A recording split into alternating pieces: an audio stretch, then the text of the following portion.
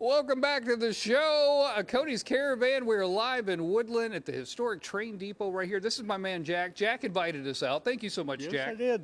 Our train depot was built in 1911. 1911. By the Southern Pacific, brought in a whole crew of guys, and they built it in about 5 to 6 months, believe it or not. And they used no local workers except one guy that did all the plaster and the cement, and they paid him $220. Welcome to the 21st century. Come on in. Come on in. Let's go inside. Now, I hinted around about this. Richard, where'd you go? Where's Richard? I hinted around about this.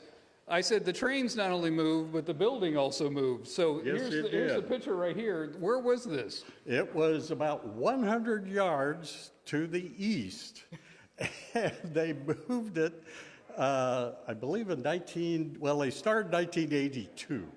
Okay, and it was quite a project. It took several years to get it into. I mean, this building, they had to run big steel beams under it, and they had to lift out this area out here that's covered. It was just a huge project. Huge project. I just saw Richard walk down there. Yeah, I know. Maybe he'll come back around. Yeah, he bailed on us. Okay, so what room are we in right now, Jack? This would be the main waiting room, and the men would be in here. Okay. Let's go over this way, right where Sean is. And this door leads, Cody, as you can see, Sean's got the 4 women. In the 1900s early, like 1911, 1920, they separated the men and the women in the waiting room, I guess because they thought the men would, be chewing and spitting and cussing or whatever they did. So they had their own restroom. Over here, the men has their restroom. I had a feeling back at the station, they're like, that's not a bad idea to have the men and the women separated. They'd love it. Yeah. Anyway, at one point in its history, they took out this wall because it was a Greyhound bus depot for a while. They knocked it out, and they said, the heck, we're not going to separate the men and the women. Anyway, we put it back in at some point because we wanted it not as a Greyhound bus depot. We wanted it as a SP depot. This is such a great museum. Yeah, I'm glad you like it. And let me tell the folks at home, this is free. You can come down here with your family and tour around. Yeah. Absolutely. There's a lot of history.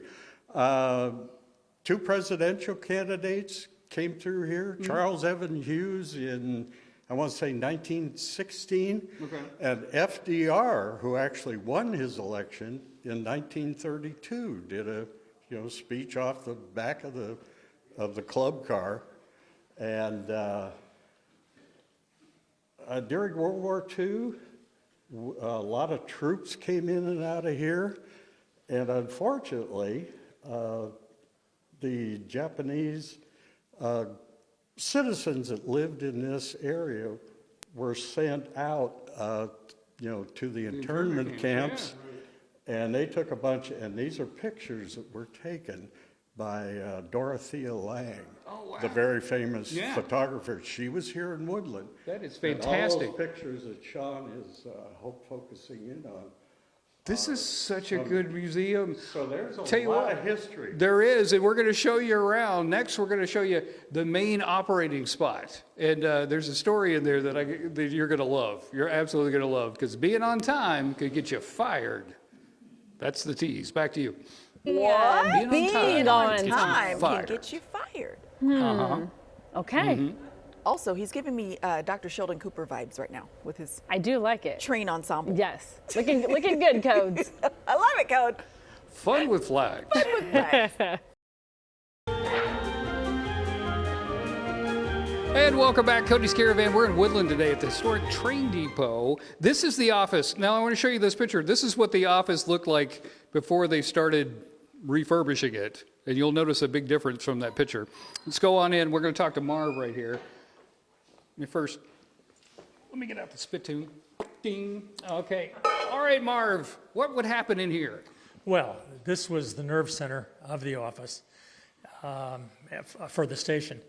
You have 113 miles of single-track railroad, and trying to run trains in both directions, you had to make some accommodations and do some communication. And there were two ways to do it. One was by issuing a timetable that gave trains a authority to be on the track at and after that time. And the other was by train orders. And the train orders were issued from this office by a dispatcher sitting in Sacramento or Gerber or wherever. So a station timetable, this shows the Klamath leaving Woodland at 5:27 p.m.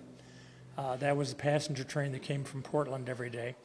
And it could not leave ahead of 5:27 because somebody coming north from Davis is counting on that train not leaving Woodland too early. So if you left early, You could get fired. You were in real trouble. yeah, You could always be late, but never be early. never be early. So when people say, oh, the trains are always late, that's good. That's what you want. Let's talk about the communication system that you were just talking about. This is genius. How did they Okay. talk to the trains? First, the dispatcher was in telegraph communication with the operator. So the operator here would listen for his call signal. WD. Okay. And then would have to answer. The dispatcher would dictate a train order. The train order was signed in the name of the superintendent of the division, who's a really big shot. So, this was, believe it, don't disobey it. Type it out in 3 copies, put 1 copy on the book, tie 2 copies to strings, and mount them on frames like this, and 1 short and 1 tall. And then there's a train order signal on the roof. And the train order signal, if it was green, meant the train could go by without stopping. If it was yellow, a 45-degree angle, they had to slow to 30 to get orders. And if it was red, they had to stop and come inside. And the train order was going to become the authority for that engineer and conductor to occupy the railroad beyond Woodland. So the operator would go out and stand alongside the track, hold up the stick, and as the train came by, the engineer or fireman would reach out and the string would pull off the frame with the order attached. With the order attached? And then they would do it again for the caboose because the engine and caboose couldn't communicate with one another. So the engineer and the conductor would both have the same train order. And that was their permission to go on down the railroad. That is wild. I'm sorry I have to wrap things up, but we're going to tell you some more coming up. This is fascinating, Marv. This is fascinating.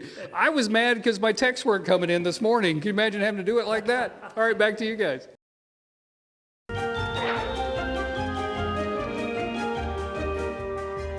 Cody's Caravan. We're live in Woodland today, checking out the historic depot here. This is the caboose. I'm about to blow your mind because I thought the caboose was just like a thing on the end. They took a little nap and they would do all this stuff, but this is really the brain trust of the train. Yeah, so this is where the conductor and rear end brakeman sat, and the conductor was in charge of the train. He would have sat here, and he would have had a book that would have all the waybills of what was in each car on the train, and where it came from and where it was going. So if he's in the back, who was in the front? So the front was the fireman, engineer, and the head end brakeman. Oh, okay. So it was 3 people, and then 2 people back here. What would happen back here besides this? So they would monitor from the back if there was any hot boxes in the train, and this was basically their home away from home. They had a stove where they could cook food, have coffee. They had a bathroom, and they would also see if any loads shifted. So they needed eyes on the whole train, so they would look from the front and then from the back. Oh, man. I don't know if we can show this. Well, yeah, we're going to do it. We're going to do this. All right, let me close this. Right here, here's the bathroom, you guys. There's the bathroom. Now, you couldn't use the bathroom when the train was stopped. Correct. Because it's just a hole. It'll be there waiting for you. So there's a bathroom. Now, there's places for the sit and stuff. But take us back here and tell us about what this is here, because this is a very important spot. So this is a cupola. This is where they could see an elevated view of the train, and they could see if there's any hot boxes, which they'll see smoke, or if the train's on fire, or if the load shifted. So this would be they're basically a bird's nest. Yeah, they would sit up in these chairs and they just have to watch. Yep, that is correct. I think I want that job. I watch a lot of television, but I think I could watch just a train going down the road, man. Sounds fun.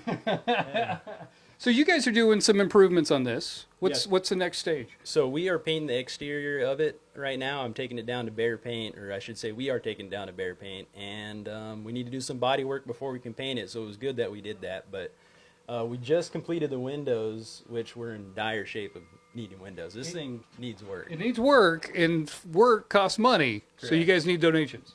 Yeah, I mean, if anybody could donate, just go on our website, and then you can donate through our PayPal. I'll tell you, this is a fantastic museum. Y'all got to come out here. Like, where else are you going to see this stuff? All right, back to you in the studio. Thanks, Code. Choo choo. Choo-choo. Jensen. Hop aboard a historical train for a fascinating trip back in time. Cody's Caravan went to Woodland to learn all about this railroad history.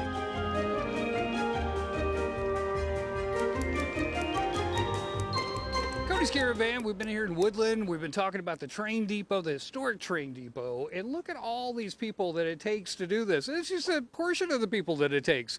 I want to talk a little bit about volunteerism. Raylene, how do we get involved in this? Just come out. We're open every first Saturday of every month and every Tuesday from 9 to 12. So come out. If you love trains or you just love historical buildings, come on out and help us. Yeah, it is so much fun. I mean, I was transformed into an 8-year-old, which is better than the 12-year-old I normally am, Richard. But it is such an amazing experience, and you can bring your families out here, and it's free. Absolutely, and our next big open house will be the Stroll Through History on October 4th, when Woodland opens up to everybody, and we'll be open.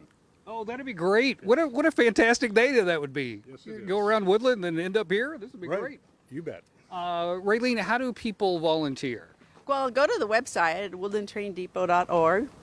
You can look there and email us from there. Just come. If you see people out here and we're working, walk on the property. Yeah. Matter of fact, if you come out here and make eye contact with Jack, he's going to talk you into it. I just want to warn people, if you're just looking to look around, don't make eye contact with Jack, because he'll get you to sign you up. Jack, why is this so important to keep this going? It's a treasure for the community. We want people to use it, to come and have meetings here, birthday parties, Cub Scout pack meetings, whatever. Please use this. It's a resource for the whole community and really the whole area.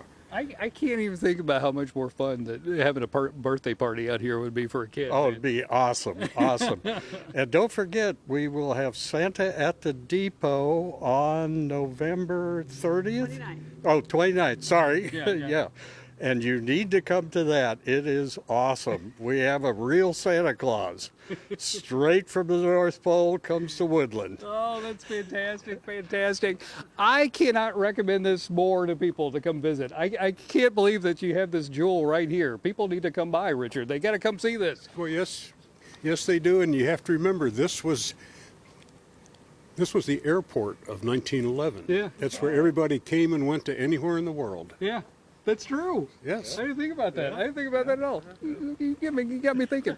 All right, come on out here. Check it out. Bring your family out. I'm telling you, you're going to have a great time, and these docents are amazing. They know so much stuff about trains. All right, back to you in the studio. Oh, man. Cody has been having a great day in Woodland, right? He has. He really has.